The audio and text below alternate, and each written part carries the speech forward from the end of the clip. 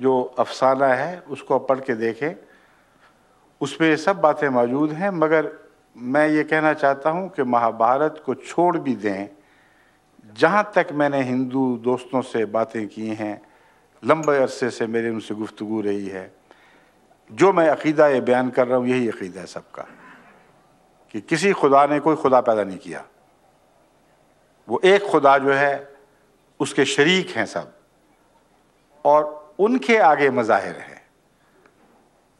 سورج کا جو خدا ہے وہ بھی ایک 4 بنیادی خداؤں میں سے ایک ہے، سورج اس کا مظہر ہے، مگر وہ خدا کا مظہر نہیں ہے، وہ اپنی ذات میں خدا ہے۔ اس لیے میں بڑی معذرت کے ساتھ سائل سے گزارش کرتا ہوں کہ ہندوازم کا مطالعہ اس نظر سے کر کے دیکھیں تو آپ میری تمام باتوں کو سچا پائیں گے۔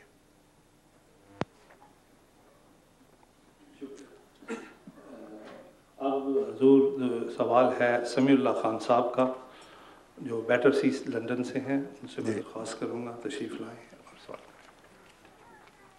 السلام علیکم۔ السلام علیکم۔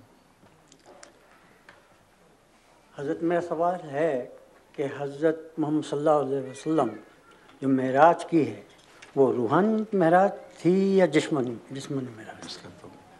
اس کا پہلا تو ایک سوال ہے، اس سوال کے جواب میں اللہ جسم رکھتا ہے یا روحانی وجود ہے؟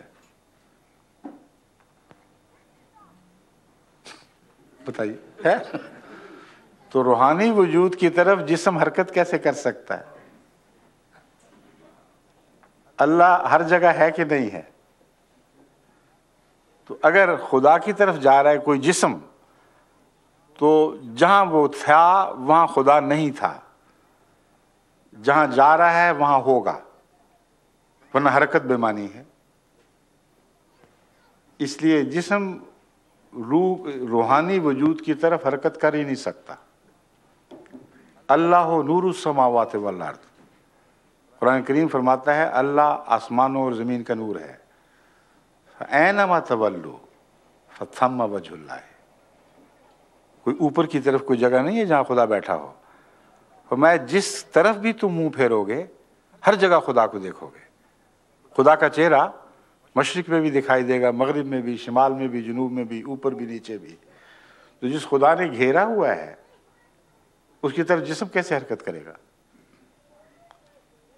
پھر جسم کی آنکھ خدا کو دیکھ کیسے سکتی ہے؟ دیکھنا ہوتا کیا ہے یہ بھی تو سوچیں۔ علماء جو کہانیوں میں آپ کو لے بیٹھے ہیں انہوں نے اندھیروں میں امت محمدیہ کو ڈبو دیا ہے، حالانکہ سب سے بڑا نور جو آسمان سے اترا تھا وہ کتاب اللہ قرآن کریم ہے۔ اس کے حوالے سے اندھیروں میں لے جاتے ہیں آپ کو۔ آپ کیوں نہیں سوچتے، کیوں آگے نہیں کھولتے؟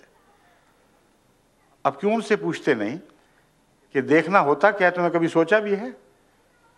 روشنی کسی کثیف چیز سے ٹکرا کر واپس آتی ہے تو آپ دیکھتے ہیں، اگر واپس نہ آئے تو ہمیشگی کا سفر کر رہی ہے، جو بھی اس کی تقدیر لکھی ہوئی ہے اب دیکھ نہیں سکتے۔ اب مجھے اس لیے دیکھ رہے ہیں کہ میں کثیف ہوں، روشنی لطیف ہے، مگر اتنی لطیف نہیں ہے کہ میرے جسم میں سے پار ہو جائے۔ اس لیے اس کا آپ کا دیکھنا روشنی کی کثافت پر بھی روشنی ڈال رہا ہے۔ وہ روشنی جو کسی جسم سے پار اتر جائے آپ اس کو دیکھ ہی نہیں سکتے۔ اب حیرت جا کے دیکھیں، وہاں بعض شیشے لگے ہوئے ہیں، بعض وہ لوگ ٹکرا جاتے ہیں ان سے، اتنے صاف ہیں کہ روشنی آر پار ہو جاتی ہے، آپ کو پتہ ہی نہیں لگتا کہ بیچ میں کوئی چیز بھی ہے کہ نہیں۔ تو ایک تو یہ کہ اللہ کو کیسے ظاہری آنکھ سے دیکھا، جبکہ اللہ لطیف تر ہے، ہر چیزوں سے زیادہ لطیف ہے۔ وہ کون سی روشنی تھی جو خدا سے ٹکرا کے واپس آئی؟ اور پھر خدا کہاں کہاں نظر آیا؟ چاروں طرف، اوپر نیچے؟ وہ تو دکھائی دے ہی نہیں سکتا، جو ہر طرف ہو وہ تو دیکھنے والا گھوم جائے گا، پھر اوپر دیکھے گا، نیچے دیکھے گا، اور ایک وقت میں سارے خدا کا سراپا دکھائی دے ہی نہیں سکتا اگر کثیف بھی ہو۔ اور یہ بھی نہیں سوچتے کہ قرآن کریم ان باتوں پر خود روشنی ڈال چکا ہے۔ اسی کلام میں جہاں معراج کا ذکر ہے اللہ تعالیٰ فرماتا ہے ما کذب الفؤاد ما رأى، دل نے جھوٹ نہیں بولا جو اس نے دیکھا۔ بس قلب محمد مصطفیٰ صلی اللہ علیہ وآلہ وسلم پر اللہ کے جلوے کا نام ہی معراج ہے۔ اور احادیث میں اگر وہ پوری پڑھیں تو یہ کیوں نہیں پڑھتے کہ حضرت عائشہ صدیقہ رضی اللہ تعالیٰ عنہا کی حدیث ہے کہ جس رات معراج ہوا ہے رسول اللہ صلی اللہ علیہ وآلہ وسلم کا جسم وہیں حتیم میں خانہ کعبہ کی دیوار کے اندر اسی طرح موجود رہا۔ تو پھر جسمانی معراج کیسے ہو گیا؟ پھر لکھا ہوا ہے ثم استيقظ، پھر آپ کی آنکھ کھل گئی۔ حالانکہ اگر جسم حرکت کر گیا تھا، کسی طرف گیا تھا، تو یہ کہنا چاہیے تھا پھر آپ واپس زمین پر اتر آئے۔ فرمایا ثم استيقظ، پھر آپ کی آنکھ کھل گئی۔ تو جماعت احمدیہ ان امور کے پیش نظر جو منطقی دلائل بھی رکھتے ہیں اور قرآن اور حدیث کے الفاظ سے بھی مطابقت رکھتے ہیں، یہ دعویٰ کرتی ہے کہ ایک عظیم الشان روحانی کشف تھا، ایسا روحانی کشف تھا جو محمد رسول اللہ صلی اللہ علیہ وآلہ وسلم کی خاتمیت پر روشنی ڈالنے والا تھا۔ اور اس کا گہرا تعلق خاتمیت سے، اس وقت میرے اختصار کی وجہ سے اور بھی بہت سے معنی ہیں، چند بیان کیے تھے، اب آپ نے مجھے موقع دے دیا یہ معنی بیان کرنے کا۔ خاتم سے مراد وہ اس درجے تک پہنچنا ہے جس درجے تک انسان پہنچ سکتا تھا، اس درجے تک پہنچنا ہے جس کے بعد خدائی شروع ہو جاتی ہے، اس درجے تک پہنچنا ہے جس تک کوئی رسول نہیں پہنچ سکا، اور رسل میں ملائکہ بھی داخل ہیں، کیونکہ قرآن کریم خود دعویٰ کرتا ہے کہ میں جب رسول بھیجتا ہوں تو انسانوں میں سے بھی ملائکہ میں سے بھی۔ اب معراج کا مضمون سمجھیں تو آپ حیران رہ جائیں گے کہ خاتمیت کی سب سے پاک تصویر معراج نے کھینچی ہے۔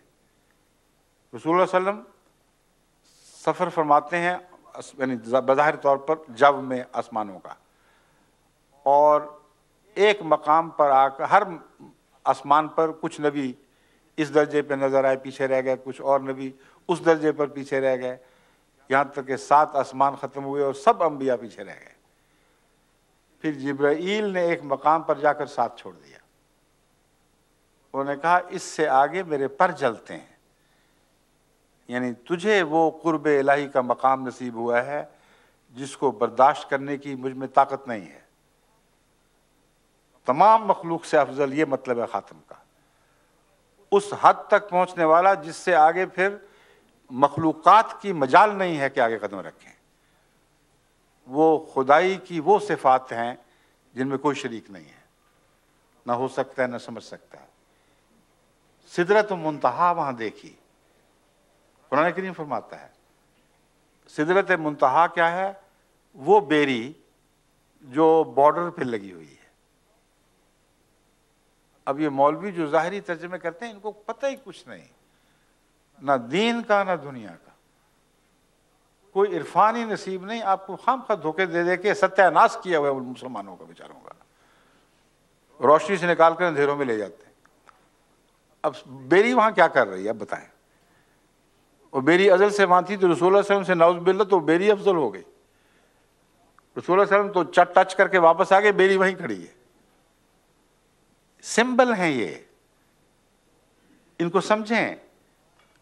عربوں میں بھی رواج تھا، ہمارے پنجاب میں بھی رواج اب تک رہا ہے، میں خود دیہات میں چکر لگاتا رہا ہوں، بیڑیوں کی باڑ لگائی جاتی ہے حدیں بتانے کے لیے، اور بیریاں اس لیے لگائی جاتی ہیں کہ جو جھاڑ بیری ہے